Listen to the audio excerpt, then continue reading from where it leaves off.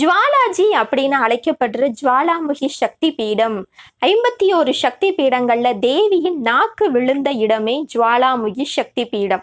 ஜுவாலாமுகினா நெருப்பாக ஒளிரக்கூடிய முகத்தினை கொண்டவள் அப்படின்னு அர்த்தம்.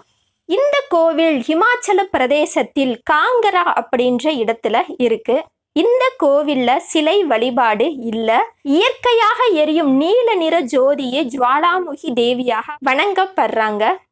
மகாகாளி, அன்னபூரணி, சண்டி, ஹிங்லாஜ், வித்யா, வாஸ்னி, மகாலட்சுமி, சரஸ்வதி, அம்பிகை, அஞ்சி தேவி அப்படின்னு 9 தேவிகளும் ஜோதி வடிவில் இங்க காட்சி அளிக்கிறாங்க. தர்மசாலால இருந்து 60 கிலோமீட்டர் தூரத்துல இந்த கோவில் இருக்கு. 4 மூலைகள் மேல ஒரு சிறிய குவிமாடம், அதுக்கு உள்ள ஒரு சதுர மத்திய குழி. அந்த குழிவான